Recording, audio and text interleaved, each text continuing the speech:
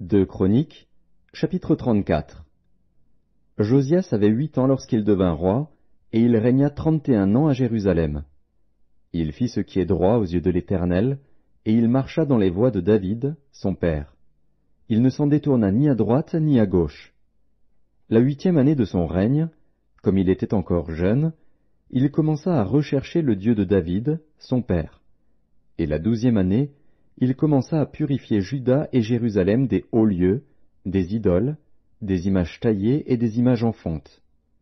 On renversa devant lui les autels des Baals, et il abattit les statues consacrées au soleil qui étaient dessus. Il brisa les idoles, les images taillées et les images en fonte, et les réduisit en poussière, et il répandit la poussière sur les sépulcres de ceux qui leur avaient sacrifié. Et il brûla les ossements des prêtres sur leurs autels. C'est ainsi qu'il purifia Juda et Jérusalem.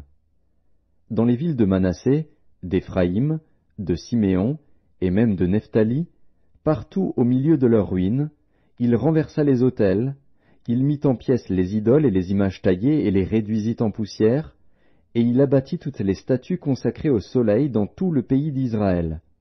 Puis il retourna à Jérusalem.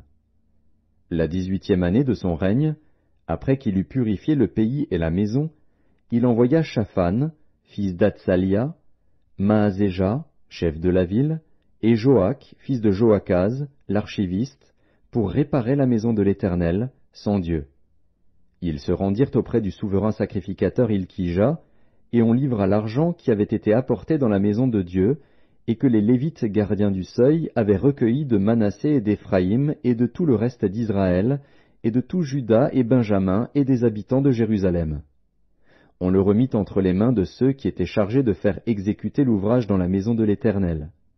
Et ils l'employèrent pour ceux qui travaillaient aux réparations de la maison de l'Éternel, pour les charpentiers et les maçons, pour les achats de pierres de taille et de bois destinés aux poutres et à la charpente des bâtiments qu'avaient détruits les rois de Juda.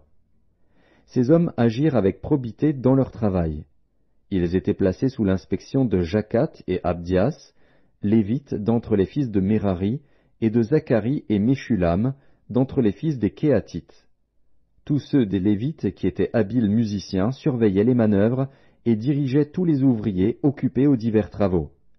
Il y avait encore d'autres Lévites secrétaires, commissaires et portiers.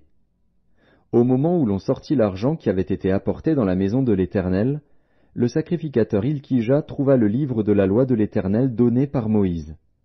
Alors Ilkija prit la parole et dit à Shaphan, le secrétaire, « J'ai trouvé le livre de la loi dans la maison de l'Éternel. » Et Ilkija donna le livre à Shaphan. Shaphan apporta le livre au roi et lui rendit aussi compte, en disant, « Tes serviteurs ont fait tout ce qui leur a été commandé.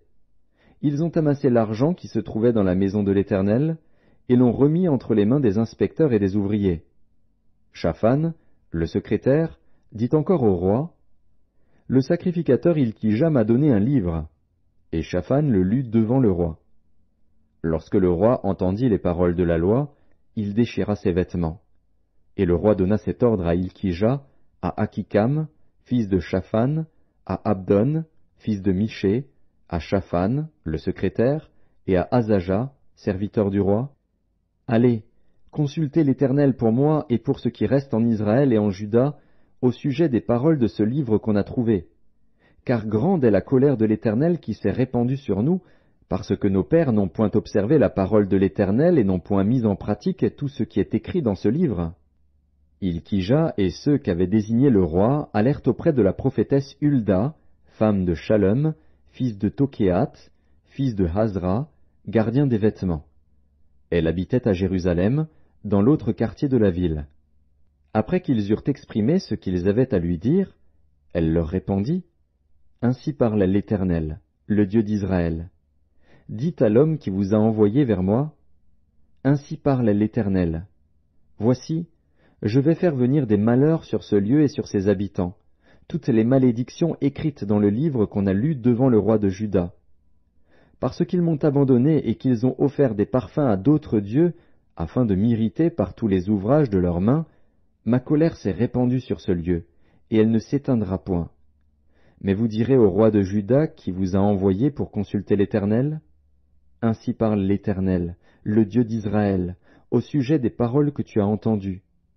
Parce que ton cœur a été touché, parce que tu t'es humilié devant Dieu en entendant ces paroles contre ce lieu et contre ses habitants, parce que tu t'es humilié devant moi, parce que tu as déchiré tes vêtements et que tu as pleuré devant moi, moi aussi, j'ai entendu, dit l'Éternel. Voici, je te recueillerai auprès de tes pères, tu seras recueilli en paix dans ton sépulcre, et tes yeux ne verront pas tous les malheurs que je ferai venir sur ce lieu et sur ses habitants. Ils rapportèrent au roi cette réponse. Le roi fit assembler tous les anciens de Juda et de Jérusalem.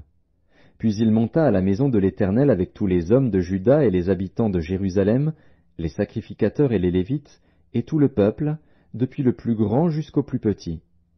Il lut devant eux toutes les paroles du livre de l'Alliance qu'on avait trouvé dans la maison de l'Éternel. Le roi se tenait sur son estrade, et il traita alliance devant l'Éternel, s'engageant à suivre l'Éternel et à observer ses ordonnances, ses préceptes et ses lois, de tout son cœur et de toute son âme, afin de mettre en pratique les paroles de l'Alliance écrites dans ce livre. Et il fit entrer dans l'Alliance tous ceux qui se trouvaient à Jérusalem et en Benjamin. Et les habitants de Jérusalem agirent selon l'alliance de Dieu, du Dieu de leur père. Josias fit disparaître toutes les abominations de tous les pays appartenant aux enfants d'Israël, et il obligea tous ceux qui se trouvaient en Israël à servir l'Éternel, leur Dieu. Pendant toute sa vie, ils ne se détournèrent point de l'Éternel, le Dieu de leur père.